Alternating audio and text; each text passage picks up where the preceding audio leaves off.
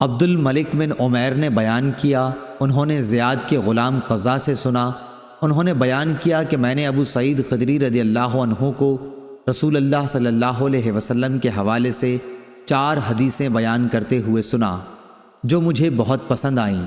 آپ صلی اللہ علیہ وسلم نے فرمایا کہ عورت اپنے شوہر یا کسی ذی رحم محرم کے بغیر 2 دن کا سفر نہ کرے، اور دوسری یہ کہ عید الفطر اور عید الاضحیٰ دونوں دن روزے نہ رکھے جائیں۔